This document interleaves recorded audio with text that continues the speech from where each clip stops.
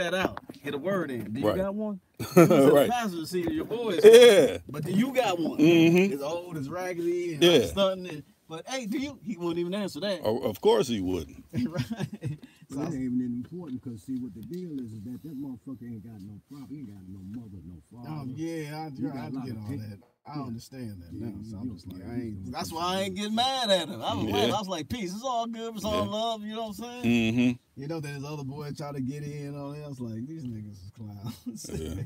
I don't even know where I motherfucker hang around these things. I can't put myself in that environment. Because that's gonna make you be on that type of mindset. Because when I do come out, just like I went downtown, right? Right. The other on Monday. That's they got amateur night down there. Mm-hmm. But I had made a run. I had to go up hopping. I came slid back through on my way to the crib. Right. I was like, I'm gonna get out for a minute. Got out, walked, went to the corner. Bam. As soon as they let us around 145. As soon as they let out, it wasn't nothing but a bunch of niggas coming out. It wasn't no bras. I was trying to see some bras, right? Mm-hmm. So niggas got to arguing. They went across the street to the parking lot.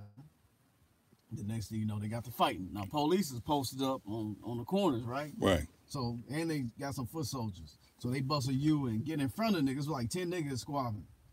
Right? And then they jump out, trying to mace them and all that. So they scattered. As soon as they got to the corner, they started shooting. I was like, see, but I'm on the phone talking to a bitch from Portland. You know what I'm saying? And she like, what you doing out there? This, that, and the other. You should be at home. I'm like, I ain't scared of these niggas. I said, when it's your time to go, it's your time. It sure is. And ain't no hiding from that shit. You can't run from death. You know what I mean? Right. So that's not, I'm not concerning myself with the fact that I'm in an environment where niggas is acting up. You know what I'm saying? Yeah, but you could be an innocent bystander. Say, yeah, you could die in a motherfucking plane crash too. You know what I'm saying? Motherfucker doze off in the other lane of traffic and get you and shit. You cross the motherfucking street, the motherfuckers run your ass over just because they feel like it. Then what you gonna say? Yeah, you shouldn't have been there. You shouldn't have been crossing the street. Right. So yeah, man, it's just, that's life, and we just gotta, pick our battles, you know what I'm saying, with this shit. Right. But we live now, so King Rychus, we here with King Rychus and a special guest. You want to introduce yourself? Yeah, my name is The Sun. Okay. I'm saying it's DA-SUN. I'm one of the brothers that study the lessons of the brother by the name of Allah. We call him Allah. His name was Clarence 13X, but we call him Allah. We call him the Father. Okay. And, I've been fortunate in my lifetime to have been in New York in the early 60s, like 64, 65, all the way up to 76. When to be in New York at that time was a great time. Right. That's really where you really see what's going to really take the United States. Mm-hmm. See, if you were in New York in the 60s and the 70s, you realize that, this is a heavy influence. You want to cut that light, bro? Yeah. Everybody see that. Yeah, but, I was in that time frame, man. And like I told this brother, I seen a lot of things, man, like going on with black folks. And we seem to have a foothold on certain things in America. Yeah. Like we were separated. But brothers were intelligent enough to know that, we don't mind being separate. We had our own thing, man. James Brown was rising, Ali was rising, and then there's other elements of brothers that was rising. They were in the background, but they were rising too with certain elements, that would affect communities later down the road. I don't think them brothers realized and understood what they was doing was going to cause problems. But like the brother said, many of us are going to come and few is going to be chosen. So I understood that later in life that, what? They realized and understood that probably only 5% of us was going to survive and that 85% of us was going to be, they was going to get crushed. And 10% of us was have to control this environment financially, bloodsucker. And, and it's a hell of a thing. But like I was telling my man, about pimping and prostitution, narcotics, that's really what corrupted our households. It really caused a lot of damage. Okay. Like these movies they was putting out there. I told the brother, I said, man, when I was looking at TV, at one time you could see movies like I Spy, you love to see Bill Cosby and, doing this thing. Then all of a sudden there's another element came in, You had Jim Brown, he's in the Dirty Dozen. So it shows you, okay, all right, this brother, he's setting an example. Then you got another movie coming out. It's called Shaft. You know, so black people are beginning to have some heroes that they can look at and respect and love. Then here comes this monkey, you know what I'm saying, that they done threw in the game. You know, the wrench, you know, the Mac. Well, what is this? Oh, Superfly. What is this? For a young person, you know, it was even crazy. It's like, you know, Black Caesar. What is this? But these pictures are something that's getting ready to hit you in the head. See, people say, oh, these were fictitious characters. Nah. Superfly is a real brother. Yeah. Superfly is Frank Matthews. Okay? Okay. Black Caesar, that's Frank Matthews. Okay? See? Okay, then you understand what I'm saying? The Mac, I don't know who he is, but them two dope boys, that's a real character. Well, I know the Mac, he was based off of the Ward brothers up in Oakland. Okay. So, yeah. See, so I'm saying these are real people. Yeah. Okay? But these people are examples that these fools want to act and emulate. But that was a story about their lives. Yeah, right? about their that's lives, what it was, right. But see, yeah, nobody, but the Hollywood spin on it. Right, but see, nobody would thought that you would be walking in the footsteps of this brother's prophecy. You really want to be like that.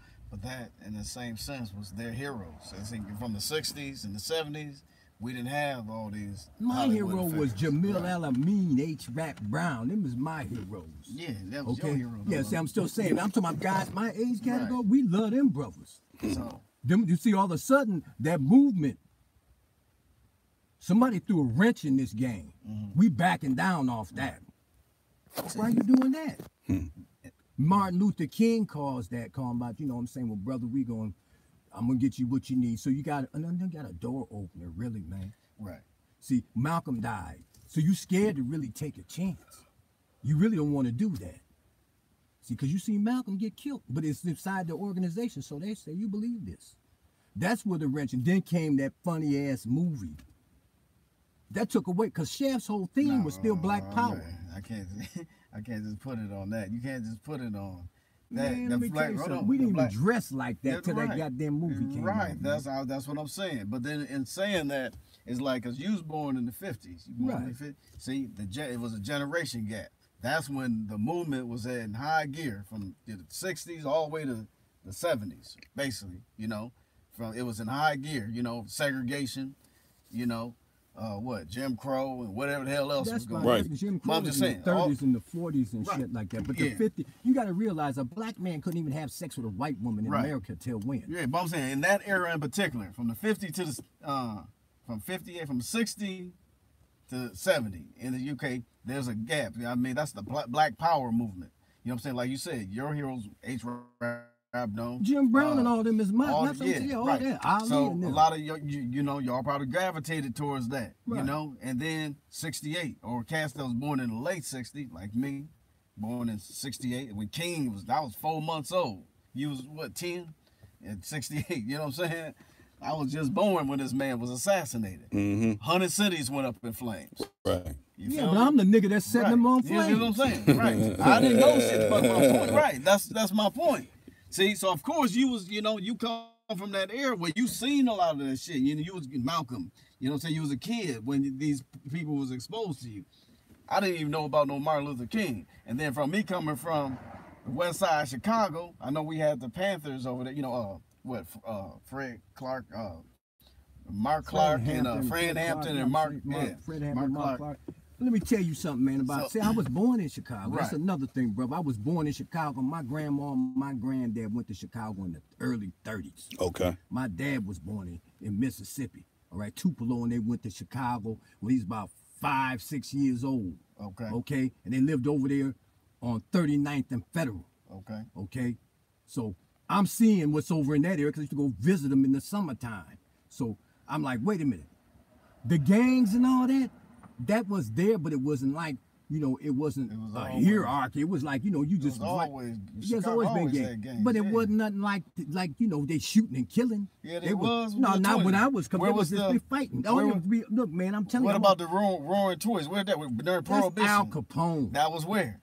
Where'd that take? That's from where Al Capone from. New York, but that was in Chicago. Yeah, I'm saying, but that's I'm talking about gangster. I ain't talking about gang bangers. I'm talking about gangsters. Al Capone was a gangster. Yeah, gangster gang banging the same shit. No, Al Capone ain't. No, it ain't. You know what I'm saying? No, I'm just saying. No, it ain't. As far as that gang mentality, that's where it come from. That's where brothers got that mentality, that mob mentality from these Italians. Yeah, you got exactly. That's what I'm saying. But who did he get it from? I don't know. I'm just saying. It's always been gang, whether it was a mob or one. The gangs there was the Italians. Well, I said it all originates from the government. That's right? Yeah, exactly. Right. Yeah. But I'm just saying. But as far as these white gangs, you had the Italians, you had the Irish, and such and such. You know the rest. You know what I'm saying? You had all that. That's what they call gangs. We didn't have, because they still had their culture. We didn't have culture. We lost our shit. So what we formed our gangs based on. Not based on our nationality. We formed our gangs based on neighborhoods. You feel? Yeah. Right. But back then, them gangs weren't even gangs. They was organizations. The gangs in New York. Yeah, I'm talking about Chicago. Okay, no, I ain't talking about Chicago. I'm talking about, this is my point I'm making. The gangs in New York. It was political. Okay, I'm just saying. You know about the gangs in New York, right? Yeah, what were they? What were they? They was different families, right? The Black Spades, the Ghetto Brothers, the Tomahawks, the motherfucking Seven Crowns, the Ghetto Brothers. You understand what I'm saying? Were they all Italians? No, these are black gangs. No, I'm talking about the white gangs, man. I'm talking about the 5 Point family. Okay, who were they? They could be, goddammit, Johnny Torrio. No, man, I'm talking about what national. They was Irish, they was Polish, they was Italians. They part of the 5 families. I'm saying, man, they all had their own gangs, though, right? Yeah, all these different. That's the Irish and the Polacks. Right. That's the point. That's the point I'm making. But we didn't have that. That identity. They got wiped out. Yeah, I get all that, but my point I'm trying to make is we formed gangs based off of them, based off of that shit, but we didn't do it. You formed gangs because you were being oppressed. Right. But we did it based on our neighborhoods, just like you, if you study like California, like what I've learned, those gangs was formed because of they were being oppressed. No, there was mobs outside of their communities that was attacking them. So that's where the gangs really started. They got oppressed. Right. So they formed them gangs to defend themselves from white mob attacks. Exactly. Right. Okay.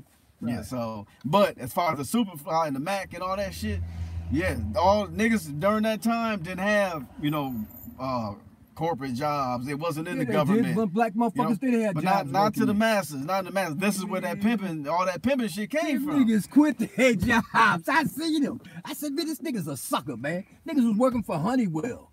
I'm like, who quits your job, man? Because a woman telling you that she's going to help you. I'm getting this money from this white man. I think the eras was different, man. Yeah, the late 80s, 60s. Like you got cats in Chicago. That was the lifestyle they lived. They lived the pimp life. We talking about in this raggedy ass time right here. And see, I'm telling you about this. I'm comparing New York to Chicago to Minneapolis. Okay. See, this is what we talking about. Anybody in Minneapolis knows that the town has always had some form of prostitution because all the whores that left out of here, right? They went to New York. They used to have a thing called the Minnesota niggas from Ohio used to come here and get hoes. Exactly. Yeah, I read the book about Jim Dandy and all them cats, Yeah, I'm saying. What's the cat from? And Silky. Silky and them cats. They used to come from they come up Cleveland and all that, and grab these hoes and going back to New York, going back out east, Now, with you being, stepping in New York and being in different parts of the country, being here, who at the time when that was kind of at its height, who was really big in your mind that you can from the city? Yeah. Man, I'm gonna tell you something, man. See, it's hard to even talk about a guy because when I came here, I'm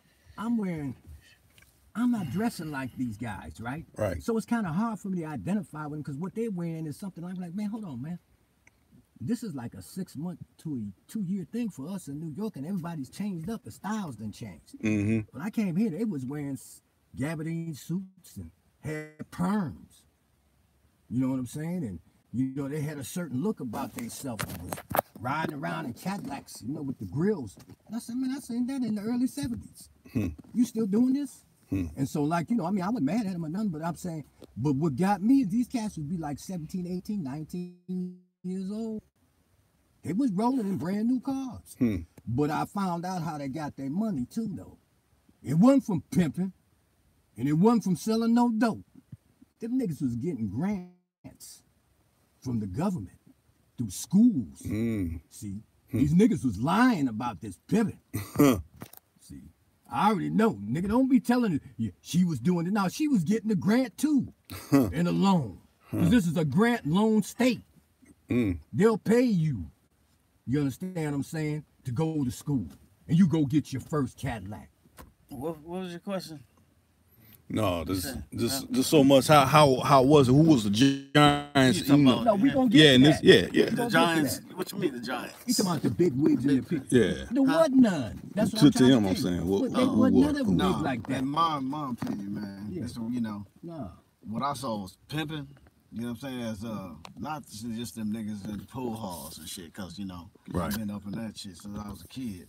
You know, but that's what they was claiming. You know, but they just had women. You know what I'm saying? They was just straight hustlers. You know, not saying it.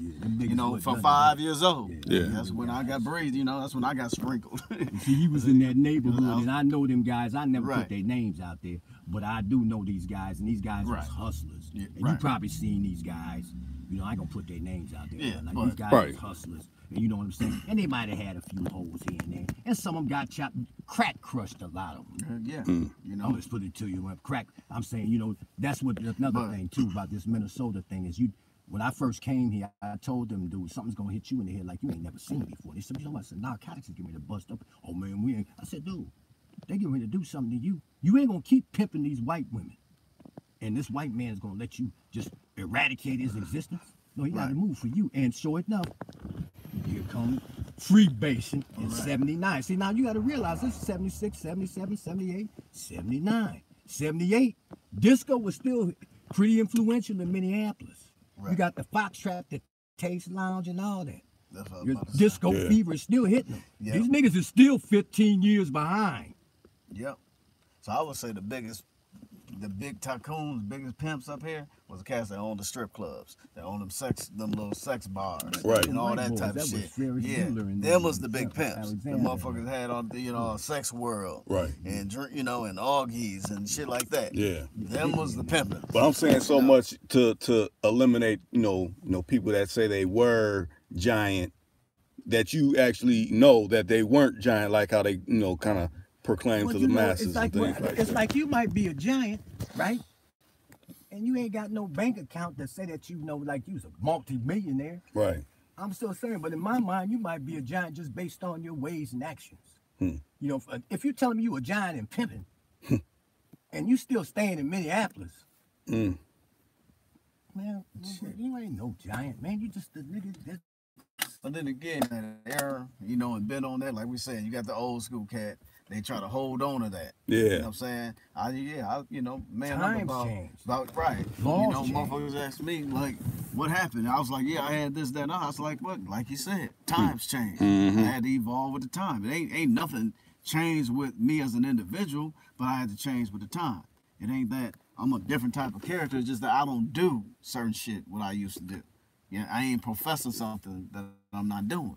You feel me? I said, I ain't in the fast. I used to be like, I'm in the fast lane, half hard, half money. You know what I'm saying? But now I'm like, I'm on cruise control. You know what I'm saying? Now Roscoe came in, he said, what's up? Who are we talking to? King Rychus, for the record. And I don't hate on none of this game, man, because this game help you get to the next level. But I'm going to tell you something, a lot of my brothers, man, that was in this, man, they didn't know when to pull out of that. And a lot of them got wounded. A lot of their kids is torn. So we've seen a lot of shit go down in this game. You know what I'm saying? But like I said, I don't hate on no player. Right. You got the old school, you got the new school. You know what I'm saying? Now you got all these shorties coming up. They ain't got no guidance, right? Like the God was saying. A lot of these brothers. Now we can see how frustrated the young brother was. I saw it. I just had to laugh it off and just throw up the deuces, and just basically like, man, it's all good. Right. You know what I'm saying? But you could just see the frustration, the anger. It was almost like the brother was angry. Right. Cause I know he'd be like, and the first thing to go, I said, he ain't got no father. He ain't got no parents, and it's probably true. Right. They ain't got no guy, ain't got no, otherwise he wouldn't act like that. Right. And plus he dressing like a gangbanger. The man is stuck. Right. Look, man, you stuck. This is 8 o'clock, 8 o'clock at night, and you wasting your time on somebody else's problem. Right. You dress like a banger. You want to jump on somebody. Talking about I'm making him look. I don't even know you. Right. I don't even know you, bro. Because he's looking for, he's looking for altercation, and you know, you will get what you want. Yep. Yeah, he's you looking across for the right person. right. You gonna get just what you asking for. But you met the right brother who's mature enough, who's old enough to be like, peace. It's all good. It's all love. Right. Even though I know you got some issues. Now, we had a comment that came in earlier. National Smoke TV, he said the first street gang started in Los Angeles, created by Mexicans as a form of unity to protect the U.S. Navy from the U.S. Navy or something like that. Yeah, you know, I mean, one of the first gangs in America really was the Irish gangs in New York. That's what I was the Polacks and all right. that. You know? And I mean, them guys are so funky and corrupt, man. They was, man, if you really study that, I mean, the chief of police was a gangbanger. Right. That's what I was referring to. You know what I'm saying? Yeah, because they was being oppressed. You know, and they was like they taxing us and doing all, and we fucked up out here. So but a gangster and a gangbanger and a racketeer and a mobster. Oh, this is a mafia chieftain. These are different kind of divisions of crime. You can't never say that. No, man. If you even understood what that meant, if you knew what the word mafia means, you would never take that word lightly. That's a word that means noble. It's an old word from the 7th and the 8th and the 9th century that was brought to you by Moors. Okay. Okay. And it went through, you know, like Spain, right, and see what changed that. There was a young girl being killed, and the mother screamed, "Mafia, mafia!" And from that time on, right, there was an underworld put together. Whatever was going on overseas there, it was never what came to the shores of America. Okay, because those guys were considered to be the scourge. Murder, rape, robbery, and extortion. That was it's called the Black Hand, the Camorra, the Gardenia, the Sardinia, okay? We respect these things. This is my history. I've been through that, I've seen this. I grew up around some of this, okay? I've seen these kind of people. And they told me, as a kid, you get the fuck out of here. Don't come around here. You, your buddies, don't come over in this area. Now, see, we didn't honor that. I went to Catholic school, man. And in my school, 75 to 80% of that classroom was Italians and Irish. Okay? Yeah. Okay. So, I mean, this is a different kind of thing for me.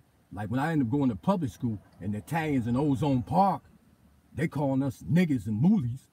I don't, man, what does that mean? They was cool at the other school. No, they don't like you over here. And so, you know, this is the movement.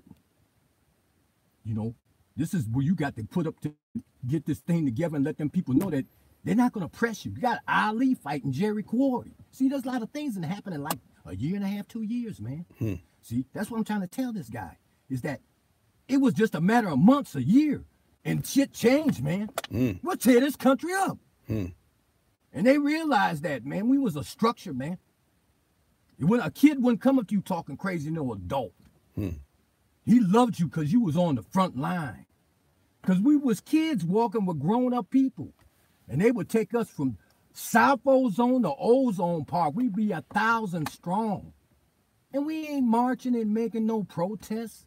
We getting ready to tear this up. Police got out the way and everything. So now coming from that type of, you know, coming up as a youngster like that, coming from that type of a climate to the climate we are in now, I mean, where's the hope at? Is for a lot of these youngsters, what I'm saying. This is the problem, right? I already know what the problem is. We went for the okie doke. It was the prostitution and the narcotics is what, and welfare separated your household. See, your woman was allowed to be part of the feminist liberation movement. You know what I'm saying? The lesbian gay thing. It was in the clubs. Oh, here's okay. The brothers started, the afro turned into a perm. Then here came Tony Montana. The motherfucking, here come the Jerry girl. The nigga really never knew what he wanted to be. Yeah, but that's what I learned, that women's movement is really what broke up our household. Exactly. And see, black people, it's hard to identify with who they really were. If you want to call them black people, I call them the original people. But we as the original people we don't really know who we are or how we identify with ourselves. We still looking at other individuals, even Caucasians, to uplift us. You see brothers in the street, they still want to go ask the white man for some help. We don't ask him for $500. They asking for what? 50 cents, $1. You want to be subservient to this motherfucker, man? You don't even ask the man for nothing. He laughs at you because he knows that ain't going to help you. That's a big joke, man. Right now, we done went so far back, man, behind vices that we were never really qualified to partake in. That's my whole thing. I'm not mad at anybody that played this game. I've been in these streets. I was a hustler, a thief, a robber, a burglar, and all that, man. I had thousands, too. You think I'm proud to tell you that that's how I got my money? Man, I want to be a rocket scientist. Just keep it real. Right. I had to quit school because my mother was so fucked up. She was an alcoholic in New York. Drunk. Wasn't nobody but me and my mother in New York, man. Right. It was just us. Yeah, Roscoe came in and said real talk. Yeah. I'm just saying, this shit is, I'm telling you, I was born in the 50s. I seen Muhammad Ali live, like I'm looking at you as a kid. He came from New Jersey to motherfucking goddamn it, South Ozone Park on Rockaway Boulevard and said, I'm the people's champion. Man, we love that, man. Right. We needed that. That's right. That's what I'm trying to tell you, man. These niggas is fucking, they ain't got nobody they can actually talk to. No real heroes. I know what it is. My dad wasn't there, but I still love my father. That's right. Because he said them people was real people. Jim Brown's a real brother. I seen him in St. Paul. He stood next there. I talked to him. That's a real man. That's right. Bill Cosby's a real brother. They shitted on him. These niggas are so twisted they talk about him. I said, what kind of nigga is that? You talking about your own people? Come on, man. Now tell me this, since you brought up Jim Brown, what you think of the twist with him appearing with Trump? Man, that shit is basically probably, you know what, he didn't say nothing. Yeah. Yeah, he didn't. No, he just sat there. So I mean, you know, I'm taking things on face value. I'm doing a knowledge. Okay. He just sit there. He listened. Right? Kanye was saying what he was saying. The whole topic was based on Larry Hoover. Right. Nobody really understood that. He says, how come he's doing 6 life sentences? Yeah. All right, now we're going to go further than that. But he's in there doing 6 life sentences. But yesterday, Whitey Bulger got killed, and he was doing 2 life sentences. He was a stool pigeon. Let's keep this shit 1,000. You let Hoover out of there. You got these scramblers up in here. They set this shit up for everybody to follow in the footsteps if they get caught up in the game. Hoover was a follower, too. Right. He was following the white man. He didn't have no choice. Jeff Ford, and then they found out what the white man got to say. This is what I got it from Whitey. Right, that's what y'all taught me. Yeah, so this is what the white man does? Right. He turns into a bitch? Come on, man. That's what I'm trying to tell you. We don't have to honor none of this no more. Quit using them topics like I was this and that. That ain't nothing. That's basically what we were saying. We ain't got to even, you know, put that shit out there. Right, it ain't nothing because you too proud to be a pimp. Know, but you hear your mans keep, you know, throwing that out there. Right. That's what I'm saying. And we like, this ain't really what it is. Yeah, because he feels like I'm the oldest. Nobody can disprove me on this fact. So I can keep saying this, and everybody that's younger, they can't. I love this motherfucker. I know his mother, all them, man, his brothers. I love them. I remember they didn't have to be involved in these streets. I know this for a fact. They had some of them. One of them had a good job. He allowed these streets to trick him. That's all that is. So who's a pimp and who's the trick? Right. You let the streets trick you. You don't be in the streets now. That's where I come from. You ain't in the streets because you want to be. You got to be in the streets. Exactly. That's why I'm in the streets. I seen the best of pimps sleeping in raggedy cars. Busted out. You know, one of them went to New York from here. We ain't seen. He was a stomped down pimp. He died, they think. I don't know. I asked his brother where he at. I ain't gonna put his name out there. Right. They ain't seen him in 20 years. They say he was sleeping under a fucking bench. I told him, I said, in New York, you can be a bum, man. This is what they'll do to you. What they throw gasoline on you and throw a match because they don't want their kids to see you. Like that. New York is ruthless. Yeah, throw you in the Hudson River. Right. They don't care about you. You're in the way. Exactly. Because this trap is movement. Things got to move.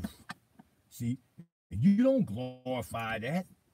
That's just something that, you know, you go through with being in LA. Yeah, Come on, man. Detroit, Chicago. These is major cities. But to be in, you know what I'm saying? And nah, man. This town is so nice and available to you to do positive things that there's something got to be wrong with you if you choose to do something else. You're spoiled, man. Yeah. The city basically spoiled a lot of motherfuckers. Yeah, spoiled, man. Especially when it was good out here. You know, a lot of people had a choice to either, you know, work a job or go to the streets. Because you know you can eat, you know, during my era if you went to the streets. You know what I'm saying? And personally, that's why I chose that life. Because I was like, I can eat. And I would, instead of going and punching a clock, I said, I can get it on the block. You know, it's my attitude, you know what I'm saying? Right. So, you know, I just evolved from that, you know, even though I never planned on making a career out the shit, but what came with it, you know what I'm saying? But I'm just, you know, I'm still here to talk about it. Right. You know what I'm saying? Like, hey, I made it through the storm, man. Yeah, I mean, you know, these lessons saved you, yeah, man. True indeed. See, I'm going to tell you the truth. What saved me is these degrees, the teachings of I've been witnessing that all the time. Yeah, the Nation of Islam, the Law's 5% Nation, and some of the teaching I studied from the Moor science, some of the Moors, they kept my mind focused, man. The Muslim community, Islamic community, them the ones that kept me. And I met a few Caucasian Christians that, you know, say, man, I think, you know, we're glad to see you doing what you're doing. And, you know, yeah, I mean, they gave me a pat on the back or whatever, but it was the Law's 5%. It's like when I told you when I was on the block, you know, rocks in my socks, you know, making it hot, you know, that's who I ran into. Okay. This is what I'm done. This is what's got me hot, right? Now listen, B. Now I first come to this town, I warned them niggas in '76. I told them the black man is God, making on the cream planet to follow civilization of God in the universe. Don't play with this shit. I'm leaving New York. I'm telling you, nigga. It's gonna hit you in the head. They didn't listen. They burned up. I talked to him, right? In his generation. Right. I may have came in contact with 100 of them youngsters. Out of 100 of them, 75 of them are doing good. The other ones, they kind of fell to the wayside. Maybe 4 of them is dead. 4 or 5 of them. Okay? It hurt me that they passed because they was kind of close to me too. 2 of them was real close to me. You know, but they passed on, went back to the essence. But my thing is, it don't stop with you. You got to keep on. Man, they ain't listening. These niggas will listen. If it ain't dawning on them, see, this is what I learned about my lessons. Either you digest this shit or you gonna self-destruct. I ain't never got to do nothing to you because I done gave you all the knowledge that the world is giving me from the days of the days when you were first manifested in the form of the 16 shades, the 8 shades of brown and 8 shades of yellow. See, I'm telling you who you are. We ain't talking about politics. We talking about you as a being, a physical form. You the father of all things. You don't have to partake in this. Nature automatically changes. See, you have no questions?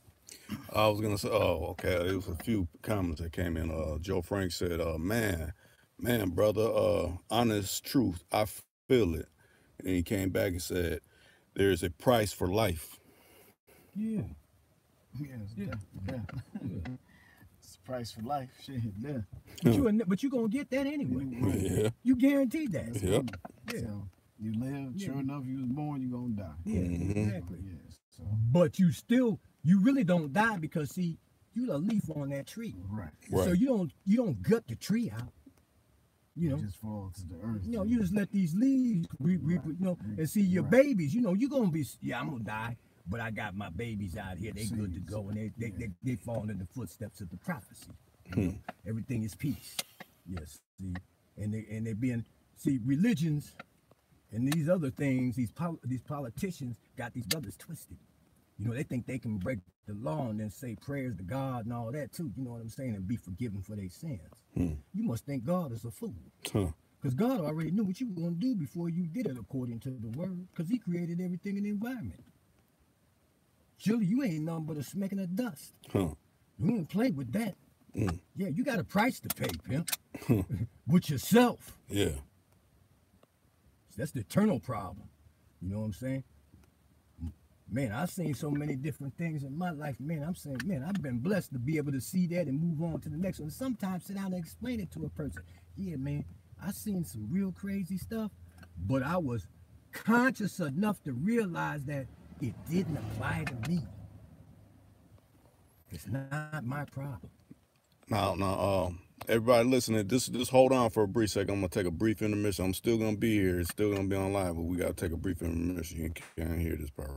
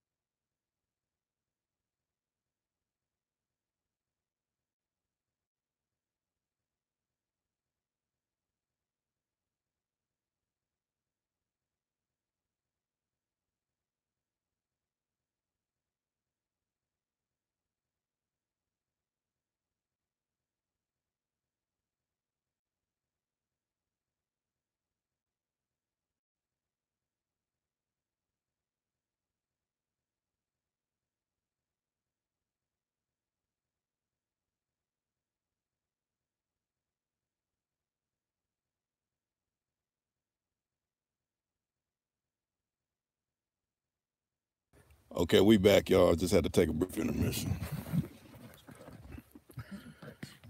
And that's all I be trying to tell them. But there's more to this life. There's less stress when you just be yourself. Right.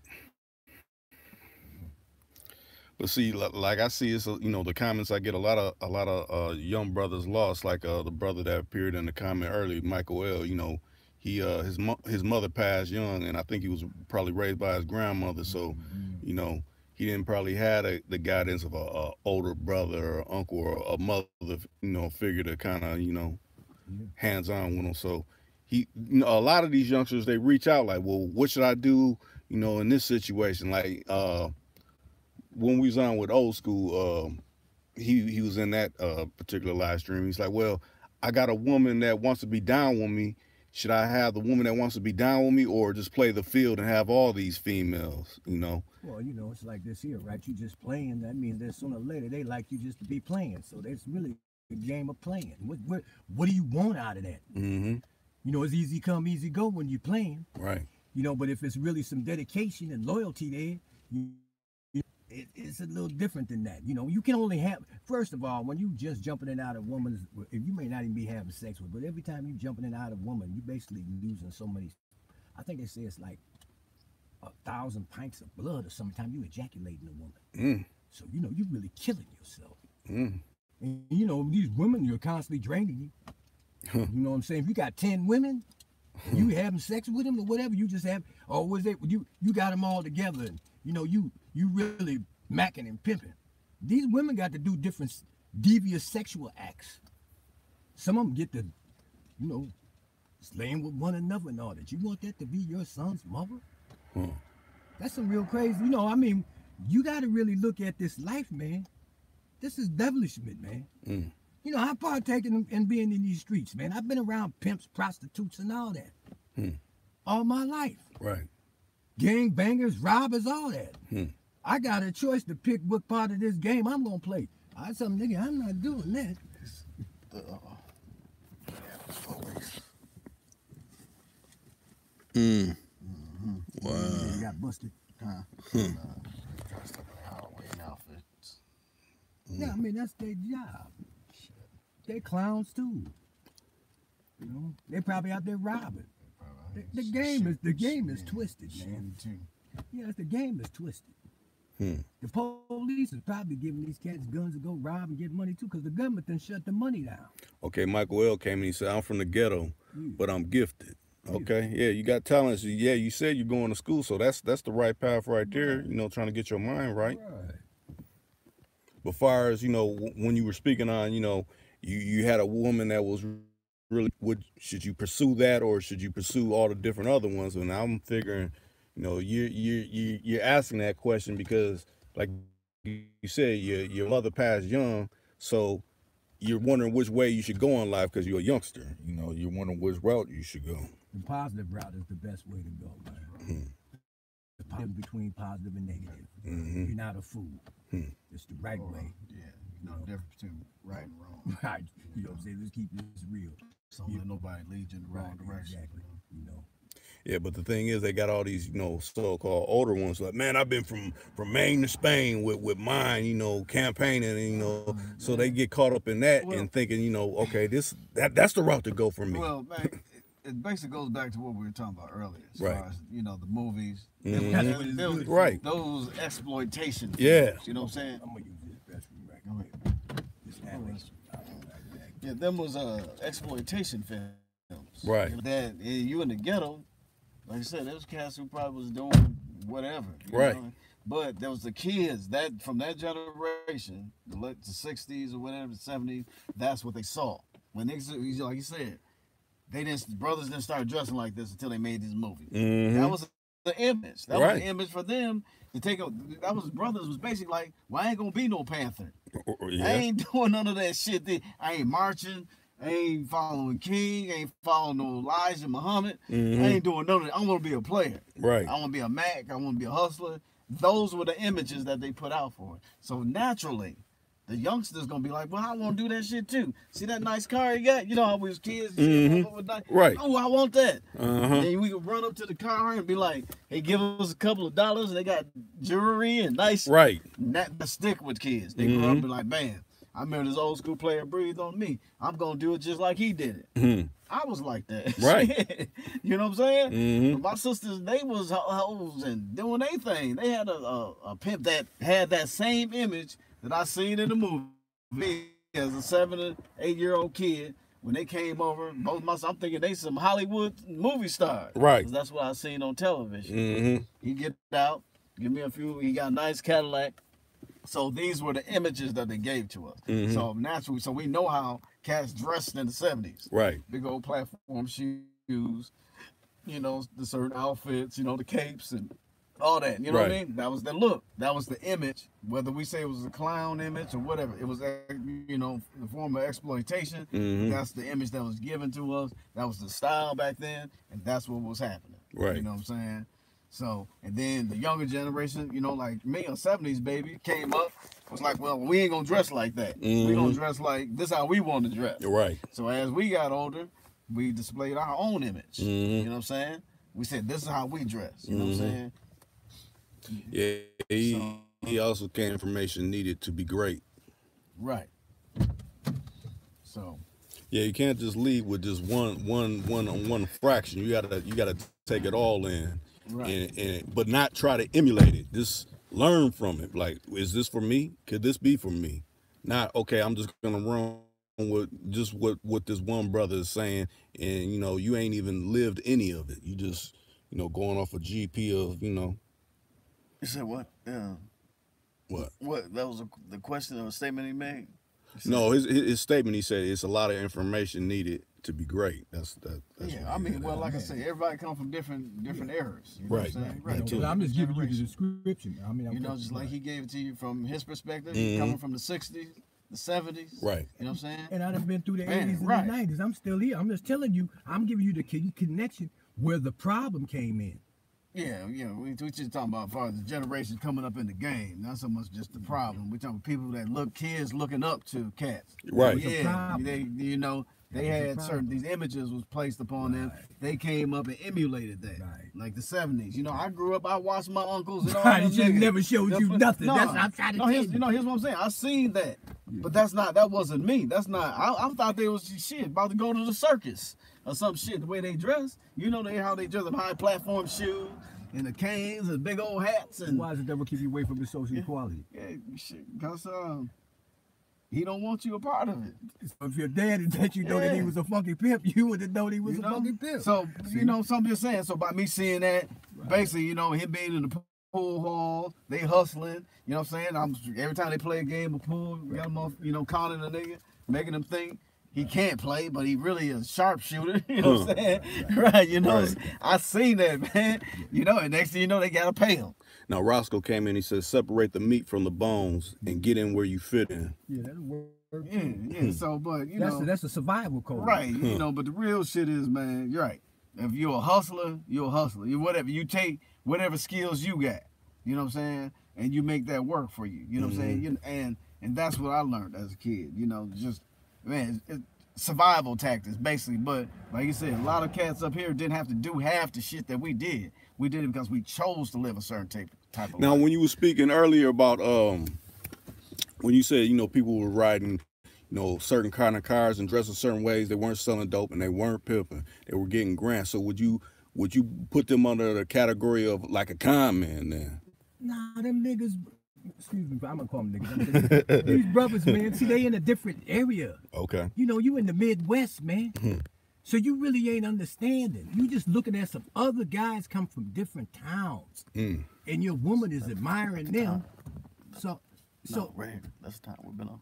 Oh yeah, 47 minutes. Just running like an hour. So yeah, I'm already seeing that the government already done allowed you, because King, so you got to realize, King told you, although I've been to the mountaintop, I can't go with you to what? The promised land? Okay. Yeah.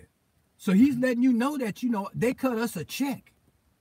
This is in 68, man, I'm telling you. They cut us some kind of check.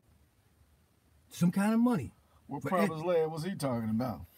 Man, see, this is what I'm telling you, is that if you listen to his speeches. I heard all that. But King and himself, but what they gave us to hear, King himself said he thought he was, he was about to change his way of thinking. Yeah, but I'm still saying they still gave you a check and them niggas cashed that check. Yeah, he said that America's giving us a check that is sufficient. Right, and right. That's what I'm telling you. That's why this pimping and all this prostitution came in. That's why exactly. Okay. But so he's talking about getting to the promised land, but then but like the minister was saying, when King really was passed away, he told Harry Belafonte, he said, I think I'm leading my people into a burning house. No question. That's what It wasn't just about, I have a dream and all that. King was more than that. No, you ain't. But that's what I'm trying to stop and tell you, is that it didn't happen till he made that move. Right. See, you didn't see black people dressing like that. They wasn't dressing in them funny outfits. Right. They wasn't acting like that. Your kids didn't know you shot crap. Right. You know what I'm saying? They didn't know you was the dope man. We didn't know who he was. Okay. Him, you didn't talk, my dad's a crack man. My dad's a heroin dealer. No, you didn't know that, not unless you was a dope fiend. See? And he wasn't trying to turn you into a dope fiend. He was cool with the customers he had. Well, shit, the government did flood. So what you saying? The light? I mean, these things always been here, but it wasn't a light shine on them to know who they were. Like, okay, they dress like this, they look like this, they talk like this. But you didn't know what he dressed like. Right. he could dress up like a dentist. You didn't know he was the dope man. He kept that to himself. He knew he was funky, man. You know what I'm saying, brother? He was conscious. He know that, yeah, I'm getting this little money like this here, but I'm not going to be propagating this. I'm not going to advertise this to you because this is filthy. And from my understanding, a lot of brothers was conscious in the 60s. They was conscious. They were conscious, you know what I'm saying? But when the drugs came, when the government flooded the community with the drugs, which the government did, check the record. Right. Yeah, that's when a different, you know, that's when they flipped the script. Like the ones that, like I was saying earlier, right. It's like, well, we ain't with that black power stuff. We gonna do this. We can make some money doing it. Right. And you know that with the smack, with the heroin. But see, it was even deeper than that, right? Because if you could study this was the infrastructure, right? There were certain gang members that kind of like, along with some of them Panthers. The Panthers was more, was robbers, bank robbers. Right, I know that. So they was financing. Right. They was financing as far as the movement. They had no money. That's where the drugs came in. You didn't want to take no dope from from the Italians back then. No, I'm talking about as far as the government when they was trying to neutralize that. The Italians is part of the government. Right, but I'm talking about when they was when the CIA. I'm talking about the CIA and FBI when neutralized this movement because it was the fastest growing organization in America. It was the Black Panthers. Check the record, man. Not the Nation of Islam, none of that. It was the Black Panthers. That's why J. Edgar Hoover coined it a threat to national security because it was so rapidly growing. You know what I'm saying? Because of its nationalist point of view, the political ideologies, they had to neutralize that. That's when the drugs came in. I'm gonna tell you the biggest, I'm telling you the most. That's when, and then they had to crush them niggas. They ran a lot of them into exile, killed them, put some in political prisoners. Right. So that's the real shit. But what I'm saying is that's not, this is the real shit. Is that these brothers? It ain't just about no pimp. When the gang making. No, when the Panthers, it's about the CIA and the FBI, man. Try them letters out. When the Panthers, check out a book called COINTELPRO, the Counterintelligence Program. You know what I'm saying? It's gonna tell you some real shit. Not about no damn pimp, no niggas in the Cadillacs. They talking about them drugs, man. That's what destroyed our community. Yeah, we understand that. Right. But what I'm saying is that where do you get the financing to buy the dope? No, we didn't have to find. They put it in there. They just dropped the shit off. No, they didn't just give you that. Come on, man. Not when I was coming up. Man, that's what happened. They had to buy that dope. They still doing it. You might from the 60s to now, they doing the same shit. They might be doing it now. They doing it in Chicago. They was doing it in Los Angeles. Yeah, right. Yeah, remember they was dropping them guns off. Yeah, dropping having the trains just open where they could just run up in there. Now they doing it in Chicago. This is why all this shit is going down there. You know, they talking about it. You know, I hear brothers, I be on the internet listening to them talking about this shit. It's happening, man. This shit ain't nothing new. It happened in the 60s, and it's happening now. Called black water. Right. Now Michael L. cleared up. He said he knew his dad. He said his dad was a dealer, and then he said, same hustle, different product. Right. Yeah, I mean, his dad probably. Ask him how old his dad is. Michael L., how old is your father?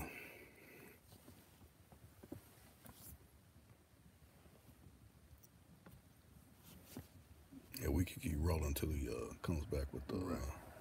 Yeah, I mean, if his dad's in his 40s or early 50s. He said 50. Yeah, see, he never 50. Get the picture. He never he's just as old as me. Yeah. Right, he wasn't from my generation. Right. In order for you to really understand what got slapped in the face, right, you'd have to be from the ages of probably 58 to 74. Right. Then you'll see what problem came in. 75. Right. Then you'll see, I see how this happened. And some of them cats a little older than that. Yeah. They kind of like propagated it. The guys might even be damn near 78, because like a cat maybe 2-3 years older than me. To me, he's like my big brother. So whatever he's talking about is that business in my mind. Right. So he can influence me. But I was so, it's just so happens that when I was coming up, all the kids that I grew up around, them cats was in the boxing and martial arts and all that. Right. And so and they still love the movement. Because you got to realize I'm living in the same neighborhood, not too far from Chaz Williams.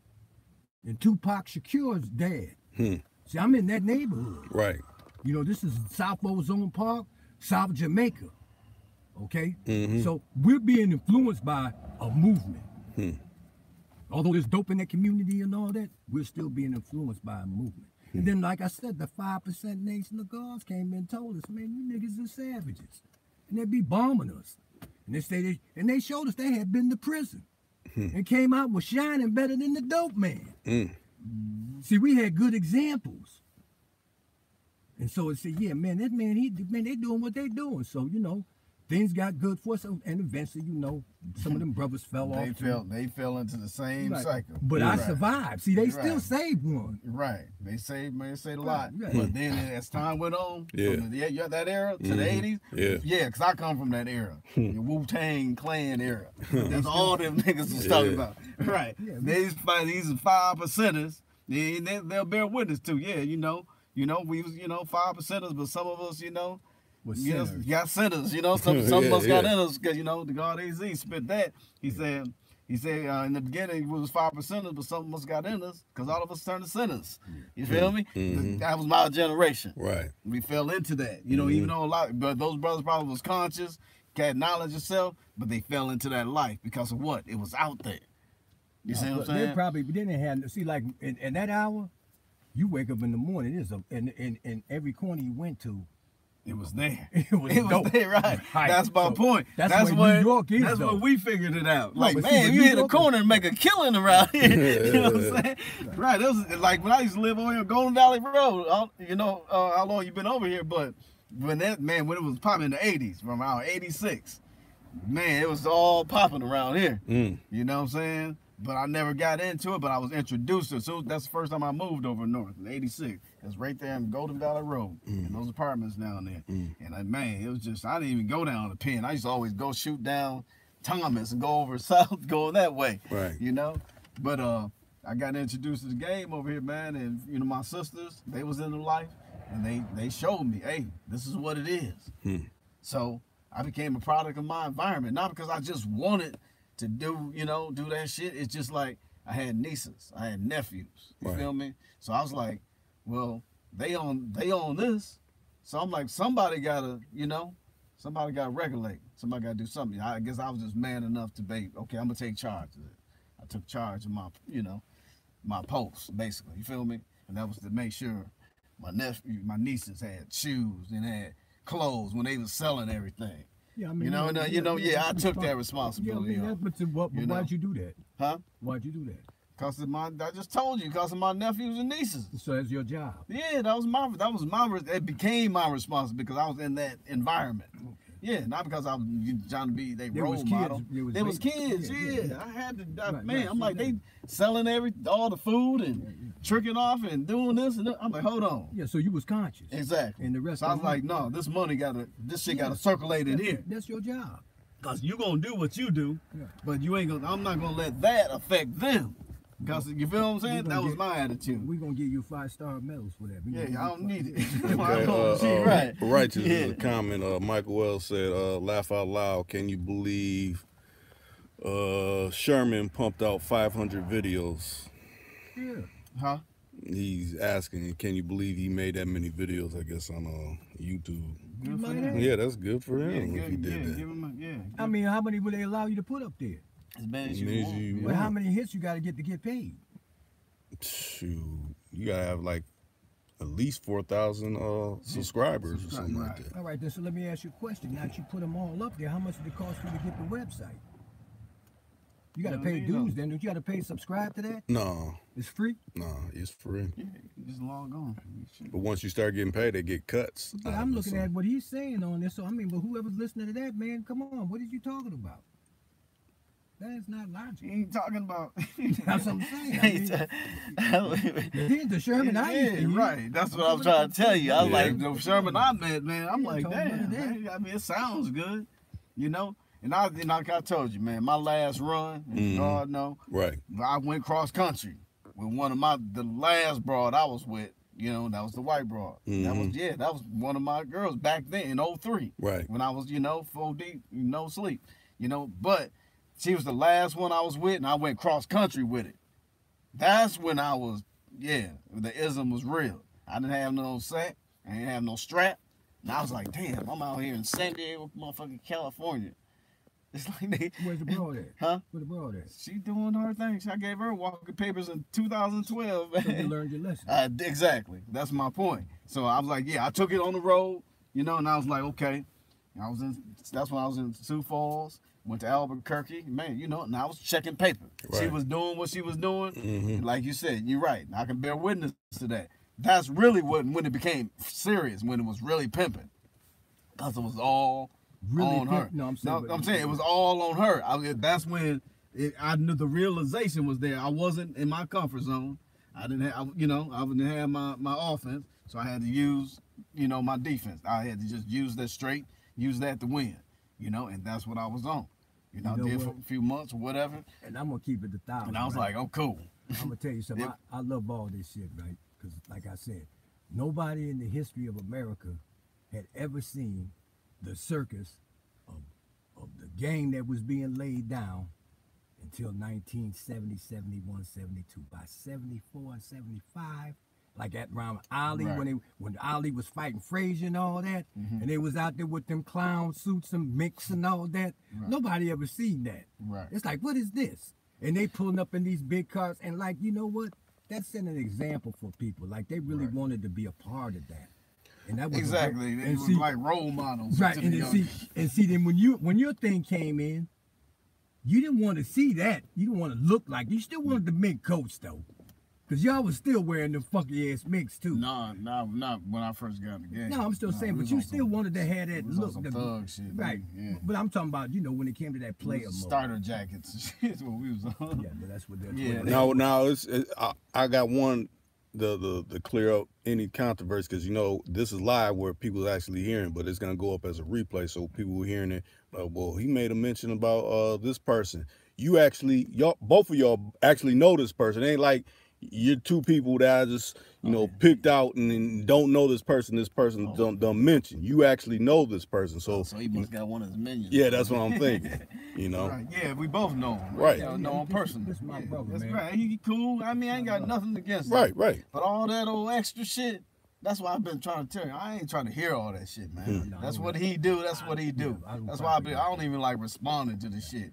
Our man, Ken, he had been bringing on me about the little situation. I'm like, Ken, like, man, shit, this shit ain't making no money for me. Right. You know what I'm saying? Shit, I ain't got time to address no shit like that. See, because like you said, we're above that. Right. So whatever the fuck he talking about, man, that's why I was like, man, I wouldn't even respond to that shit. And then I ain't seen him in a minute either, so I don't know what he's doing. I mean, last time I talked to the brother, he wasn't all that, I mean, I jumped on his channel a couple times, but I'm like, he ain't saying nothing, man. I'm like, yeah, I'm 50 years old. I don't want to hear that shit. So what the fuck I want to, what you look like telling this shit to the youngsters?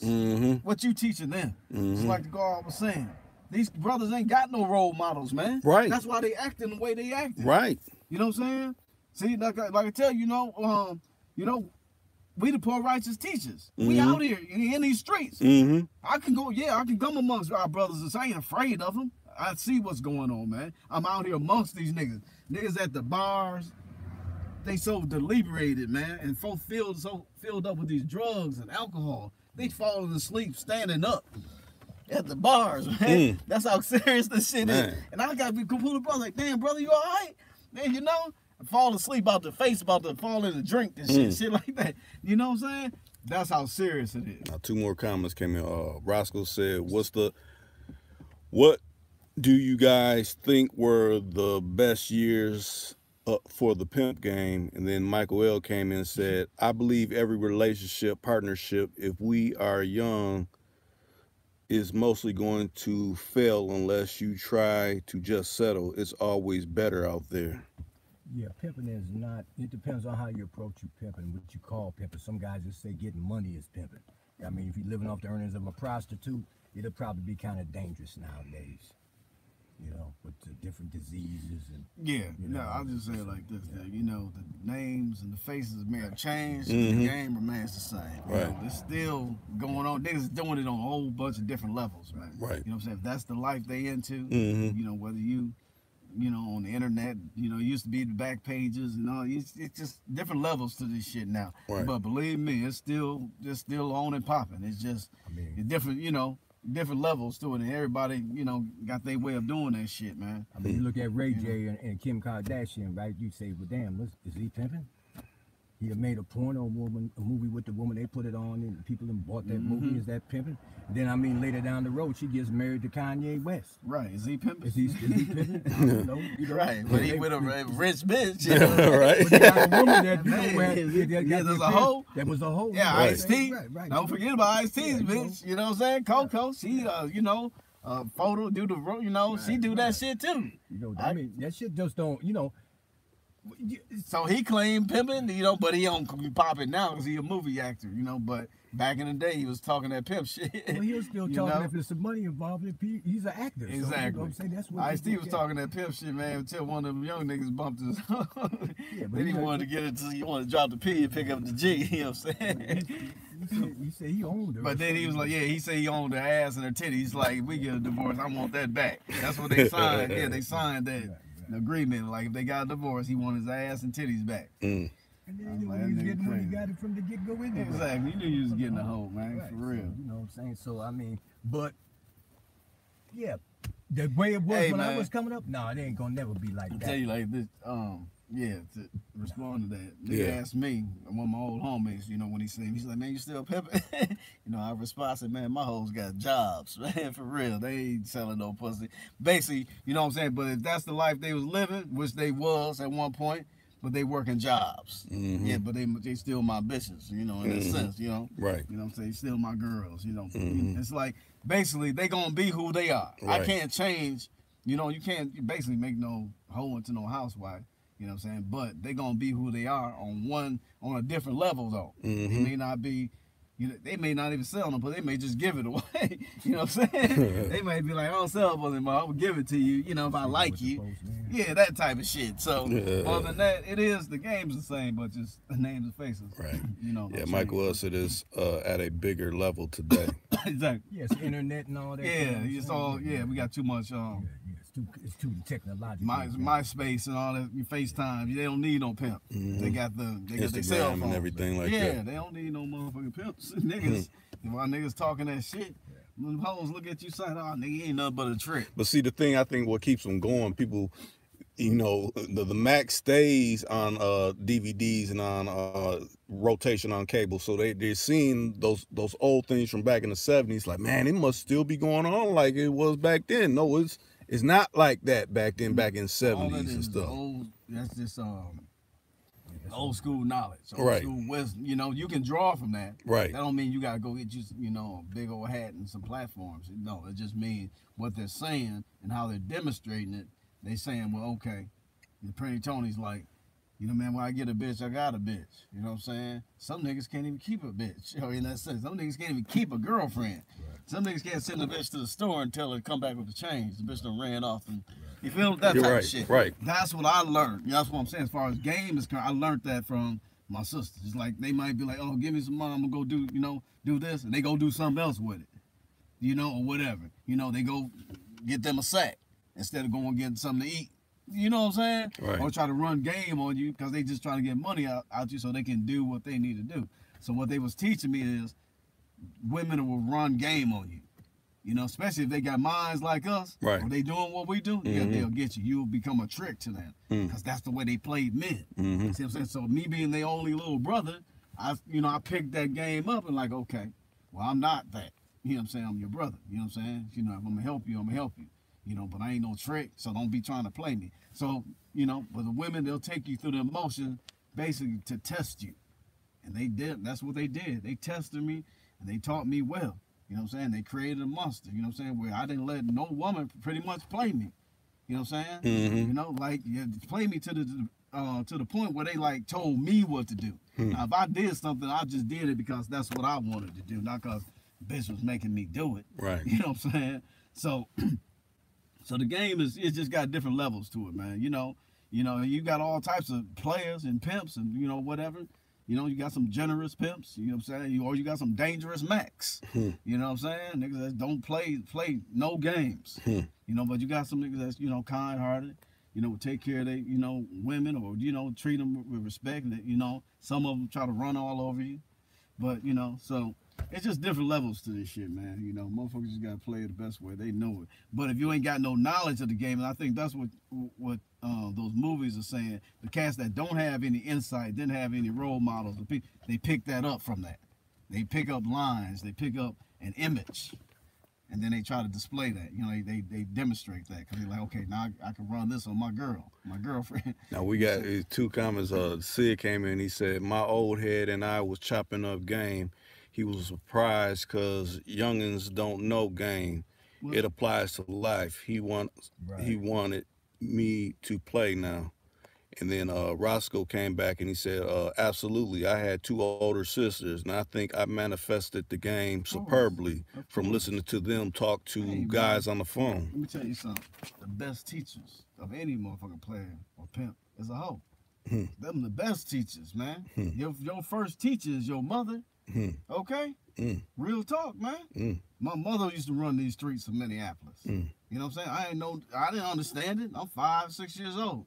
I just go over her house, and, you know, she didn't raise me. Right. But I knew, I had an idea what she was on, because she stayed drunk.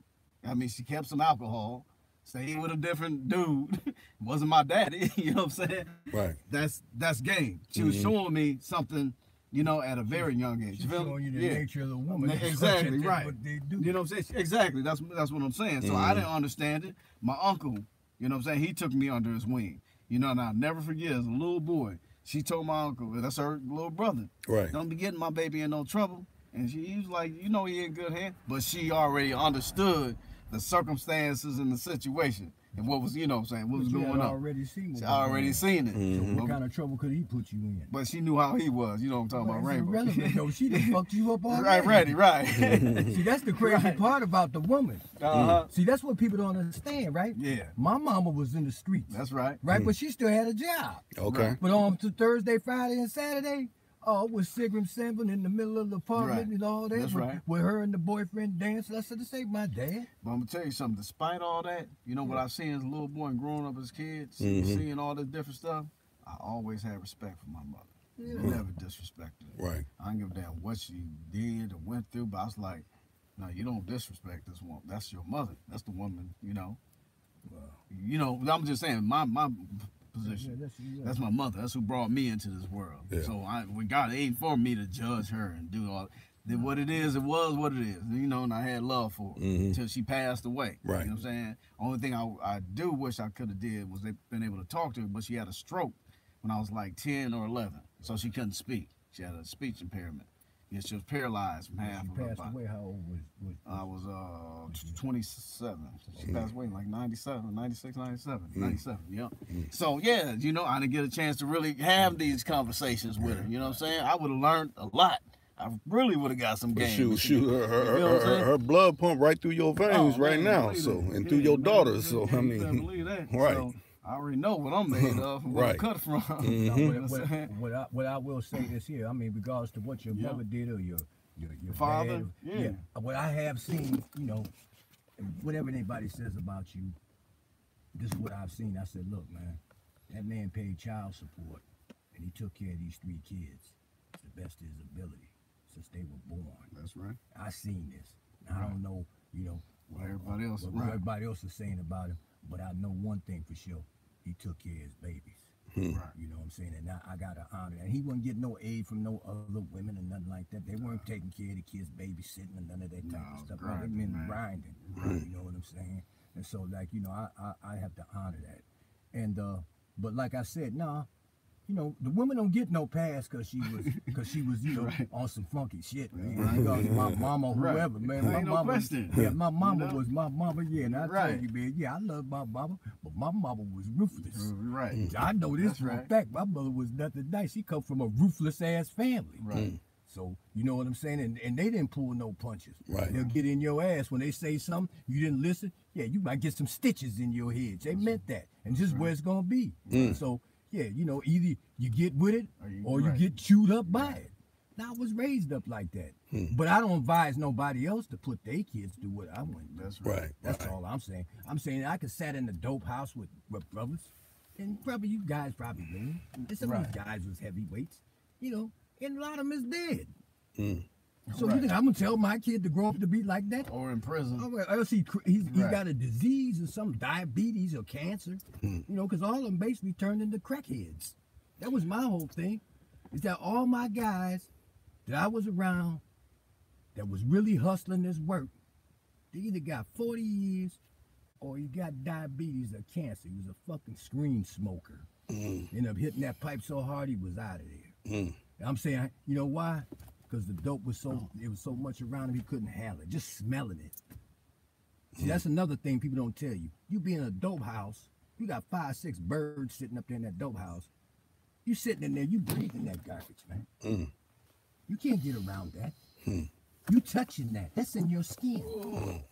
You know, but a lot of cats don't want to hear it, man. I gotta get this money, man. Now, Sid came in. He said, "Facts raised all around women," and then he also said, "Has anybody read the Pimp Bible?"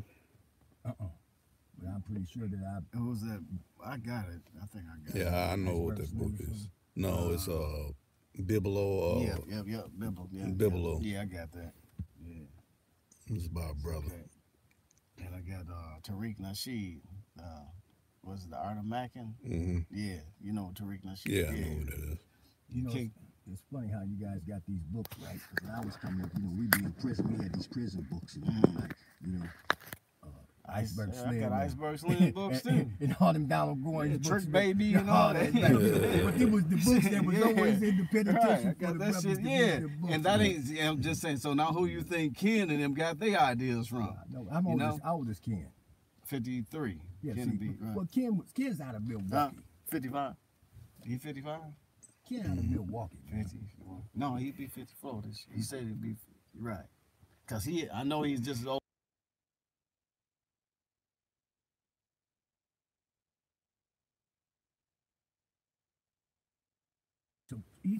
Milwaukee has some cold pimps. Exactly. Right. Yeah, right. Okay. I know that. That's all I know. It's like them niggas down there didn't have no jobs. Either you was pimping or you had to sack. That's what I learned about Milwaukee. You know, and it's, you know, but you know, Ken was born with game from his whole family. You know, he said he'll tell you his dad breathed on him when he was children. Him and his brothers. You know what I'm saying? So he on a whole nother level. So I be trying to tell cats. They thinking of the Ken from 25 years ago. Right. But he don't know the Ken today. Right. You feel me? Yeah. No, I'm saying, you know, I mean, I know some cats. I was in prison with that know this guy. Who? Ken. He said, yeah, you ever heard of this guy? I said, never heard of him. Who was he? He's telling me about myself. I told him about some older guys. You know what I'm saying? That was out of Milwaukee. He said, well, I know one of them guys, but the other guys I don't know. 77 minutes. Yeah.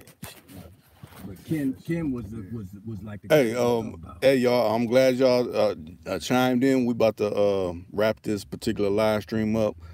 You got to hear King Rychus, you got to hear the son.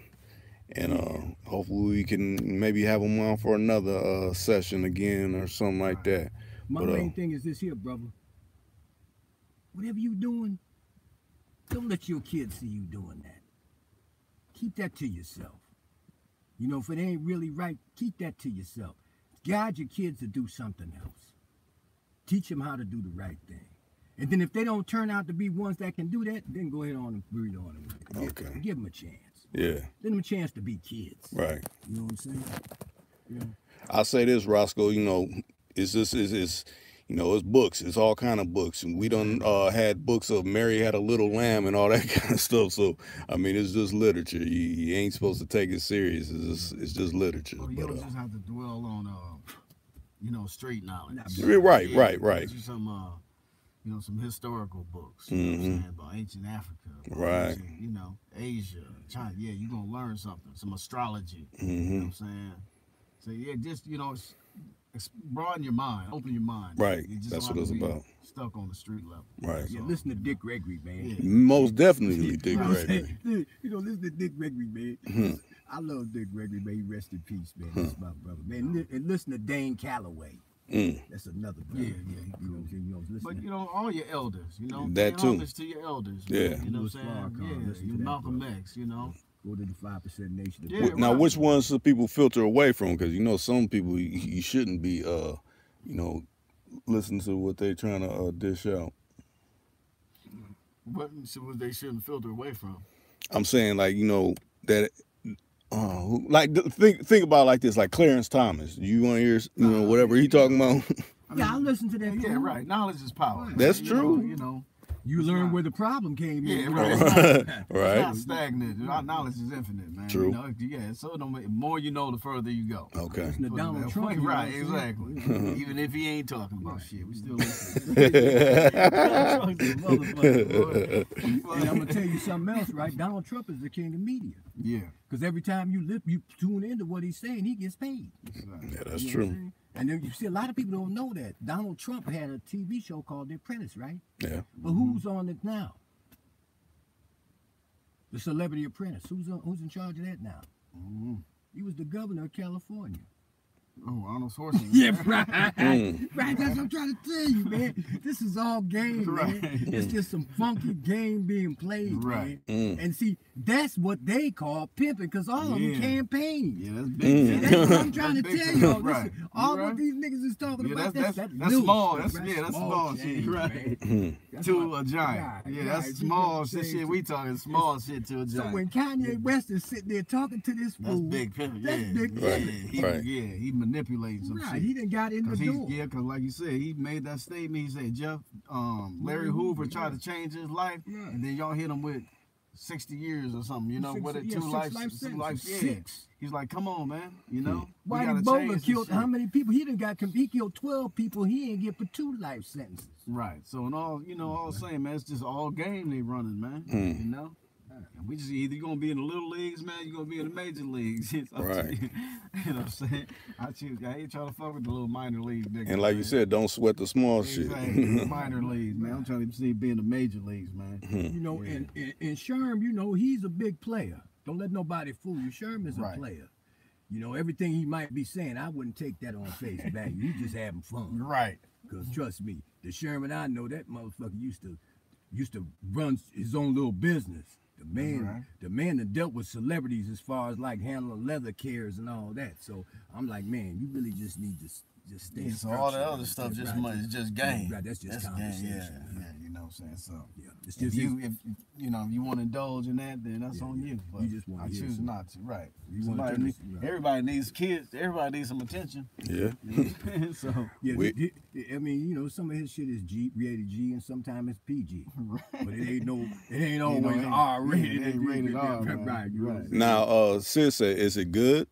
Yeah, anything he says is good because it ain't nothing bad. I mean, you draw from extract from it what's good for you and what's Exactly. the positive and the negative. It's good and bad and everything. Right. You know. But it's also, you know, and in a lot of people's lives, is sometimes you can't deal with people no more, and you just handle it respectfully. Versus when you stop associating with someone, they want to, you know, come at you disrespectful, That's even right. though you didn't say nothing. That's emotionals. Yeah, He's okay. an emotional. You know, you got the expendables, and you got the emotionals. Right. You know what I'm saying? So you know, when the cat gets to the point where you know he's always focusing on you.